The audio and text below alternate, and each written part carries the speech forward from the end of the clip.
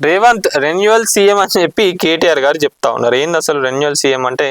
ఈడేం చేస్తలేరు, ఖాళీ రేవంత్ రెడ్డి గారు తీసుకున్న సీఎం పోస్ట్ ఏదైతే ఉందో దాన్ని రెన్యువల్ చేసుకోవడానికే ఎవ్రీ మంత్ అక్కడికి వెళ్ళి మూటలు చెప్తా ఉన్నారు అని చెప్పి కేటీఆర్ గారు అయితే చెప్తా ఉన్నారు. నిన్న వరంగల్లో జరిగిన రైతు సదస్సులో మాట్లాడుతూ ఉన్నారు. మరి నెల రాహుల్ గాంధీకి కప్పం కట్టి సీఎం పదవి రెన్యువల్ చేసుకుంటున్నారు అని చెప్తా ఉన్నారు.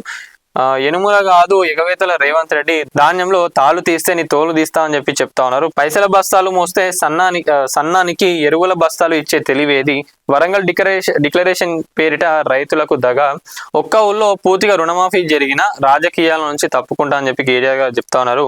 మేడిగడ్డను వాళ్ళే బాంబులతో కూల్చారేమో, రైతు సంగ్రామ సదస్సులో కేటీఆర్ ఫైర్.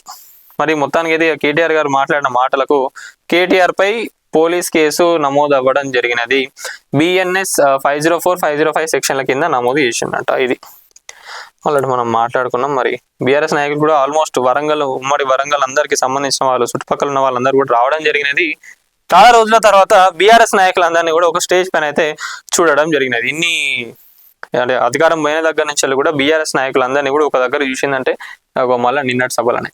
మరి మొత్తానికి అయితే ఇది. మరి దీనితోని వీళ్ళు ఏమన్నా పోరాటం చేయడానికి స్టార్ట్ చేసినారా అనేది చూడాలి.